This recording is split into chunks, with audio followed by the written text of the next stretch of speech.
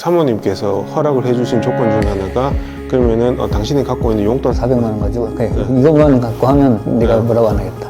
돈 터치 하겠다. 그 대출 포함해가지고 15억 정도. 15억이요? 네, 15억 정도 가치가. 감정가 대비 50% 반값에 매입한 이 물건을 실투자금 4천만 원을 써요.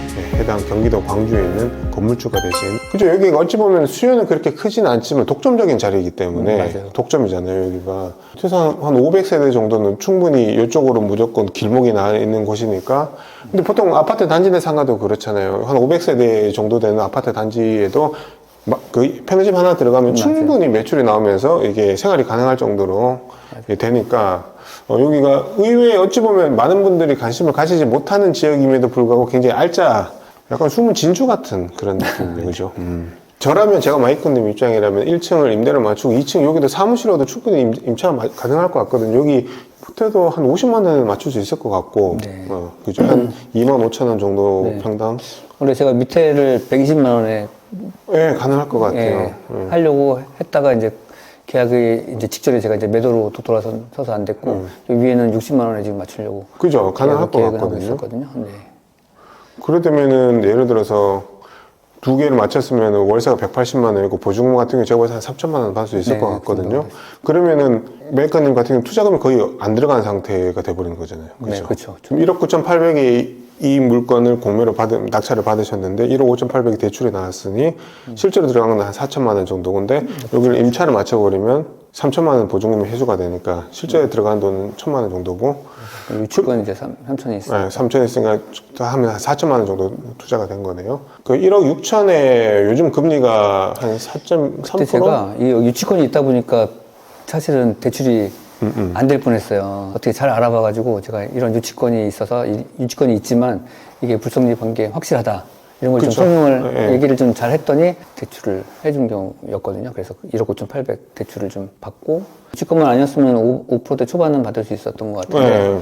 지금 5.8%라고 해도 한 달에 1억 5,800만 원에 대한 대출이자가 계산해보니까 76만 원 나오거든요. 네, 맞아요. 근데 1, 2층 이마트 24 들어오겠다고 하고 여기도 사무실 한 5, 60만 원이면 저는 충분히 남는 게 그래도 104만 원이 남아요. 네. 1년이면 1,200만 원인 거잖아요. 매달 100만 원씩이면 1년이면 1,200만 원 계속 받고 있고 그리고 여기 입지가 어찌됐든 경기도 광주잖아요. 경기도잖아요. 경기도.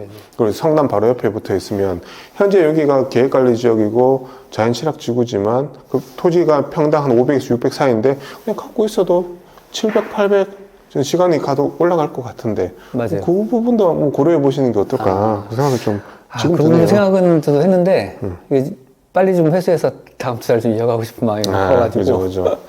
매도가 그 3억 9천에 딱 되게 되면은 약 한 2억 정도는 그냥 바로 더 회수가 되는 거잖아요. 그죠? 그쵸. 내 돈 4천만 원 투자인데 4천만 원이 5배가 돼서 2억으로 다시 돌아오는 거잖아요. 제가 오늘 메이커님 통해서 많이 배웁니다.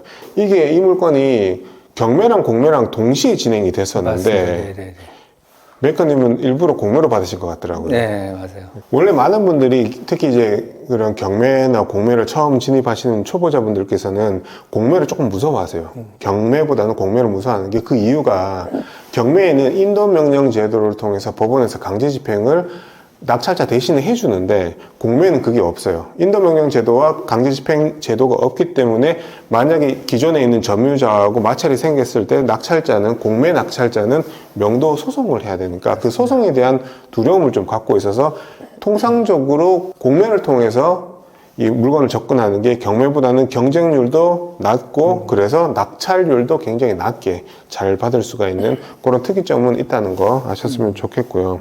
원래는 직장 생활을 하시다가 15년 전에 개인 사업을 시작을 하셨고 지금도 계속 운영 중에 계시는 거고 맞습니다. 그 와중에 사업은 이제 어느 정도 굴러가기 시작하니까 이제 예전에 좋은 경험이 있었던 그 부동산 경매를 다시 공부를 해보자라고 해서 3년 전부터 시작을 하셨던 거고 지금 제가 알기로는 작년에만 낙찰을 5개를 받으셨잖아요. 통산 지금까지 17개의 부동산 낙찰을. 네, 3년간 17개 정도. 야, 3년 동안 열심히 공부를 시작을 해가지고 지금까지 쭉 한 17개 정도로 낙찰을 받으셨는데 그 물건 보던 노하우나 뭐 투자 전략 같은 게 어떤 게 있을까요? 큰 노하우는 사실은 없고요. 그냥 좀 힘들고 어려운 물건 같지만 뭔가 파고들어서 내가 해결할 수 있는 부분이 있겠다 싶으면은 사실 뭐 토지건 주택이건 상가건 이런 거 가리지 않고 파고들어서 공부하고 해결책 마련하고. 메이커님께서는 저랑 1년 한 4개월 전부터 같이 스터디 모임에서 우리 인연을 계속 이어나가고 있는데 네네. 재미도 있어서 부동산을 꾸준히 할 수 있었지만 또한 큰 요인 중에 하나가 스터디를 같이 함께 할 수 있는 사람들이 있어서 네, 맞습니다. 제가 스터디를 참여한 게 우리가 1년이 훨씬 지났는데 사실은 제가 혼자 하다 보니까 되게 외로움이 좀 있었어요. 그리고 하다 보니까 뭐 이게 맞나? 이런 생각도 좀 들고 같이 할 수 있는 사람들이 있으면 되게 재밌겠다. 더 재밌게 할 수 있겠다는 생각이 들어가지고. 저희 스터디 같은 경우는 한 달에 한 번씩 정기적인 모임을 해서 이제 뭐 추천 물건도 이제 같이 임장도 다니고 발표도 하다 보니까 지금 저희 스터디 인원들이 약 한 20명 정도 지금 되는데 보면은 한 달에 물건 하나씩 추천을 하면 20개의 물건을 한 달에 다 볼 수가 있는 거잖아요. 맞아요. 만약에 내가 혼자 했다 그러면은 한 달에 한두 건 정도 분석하고 해도 뭐 꾸준히 하는 것도 사실 그것도 쉽지 않은데 그러면 1년에 혼자 했을 때는 10개에서 20개가 맥스라면 이렇게 스터디에 같이 함께 되면은 한 달에 20개고 1년이면 240개 물건을 볼 수가 있으니까 거기서 오는 간접 경험이 어마어마하게 차이가 나는 거죠. 그것도 그 물건 하나하나가 되게 양질의 분석 자료거든요.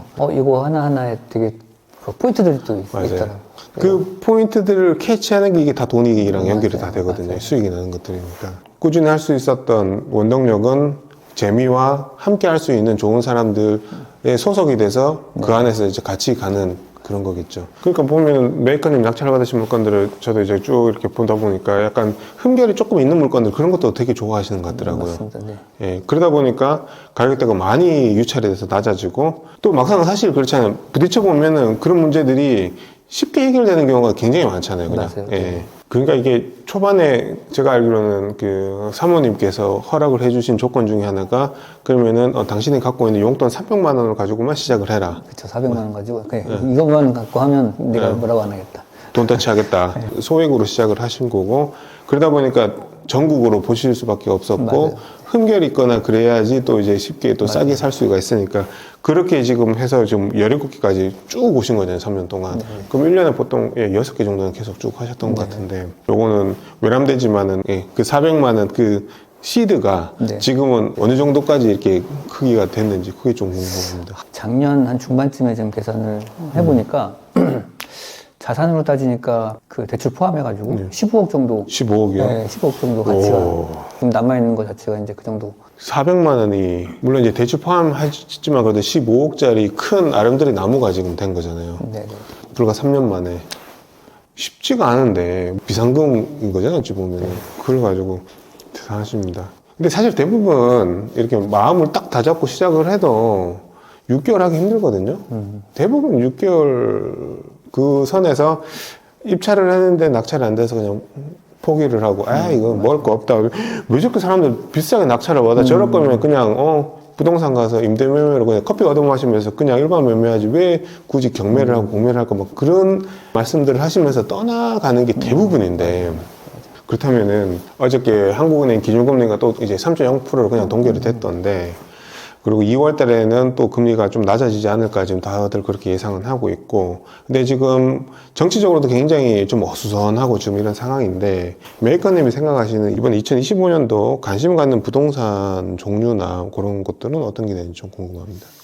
개인적으로 수익형 부동산 쪽에 좀 관심이 좀 많이 갖고 있어요. 제가 이제 시드를 좀 불려 나가면 수익형 부동산을 좀 모아서 좀 월세를 만들어가는 그런 부동산들을 좀 쌓아가고 싶거든요. 월세가 안정적으로 나올 수 있도록. 맞아요. 아직까지 눈에 띄게 이자가 크게 내려가지는 맞아요. 않고 있는데 네, 여전히 조금 높아요. 지금 상태로 우리가 어느 정도 수익이 나는 수익형 물건들을 확보해 놓으면 추후에 금리가 낮아지면 그 수익은 또 계속 커질 거잖아요. 네네. 지금 사람들이 관심을 갖고 있지 않을 때 좀 더 적극적으로 해서 부동산 환원기가 되면 그렇죠. 매도하기도 훨씬 편하겠다. 이 물건도 사실은 월세를 받을 수 있는 물건이다 보니까 옵션이 2개가 생기는 거잖아요. 만약에 이게 토지만이었다 그러면은 답이 없어요. 이거는 매달 대출 이자만 냈어야 되는데 2가지 선택지를 다 갖고 계시니까 불과 몇 달 전에 경매랑 공매로 진행했던 물건을 실제로 낙찰을 받으시고 명도까지 다 마무리를 짓고 지금 임대냐 매매냐 그걸 지금 고민하고 계신 되게 우량 매물 감정가 대비 50% 반값에 매입한 이 물건을 유치권자한테 돈을 준 것까지 다 포함해도 실투자금 4천만 원이 들어서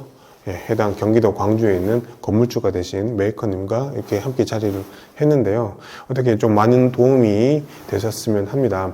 이게 투자라는 게 재미를 붙여가면서 쭉 하다 보면은 나한테 정말 맞는 좋은 물건들이 나오기 시작할 거고, 또한 내가 물건을 보는 안목이 높아지거든요. 그러다 보면 더 좋은 물건이 많이 나오니까 같이 함께 성공 투자 이어나갔으면 합니다. 긴 영상 시청해 주셔서 감사드리고 구독과 좋아요, 알림 설정 부탁드리겠습니다. 감사합니다.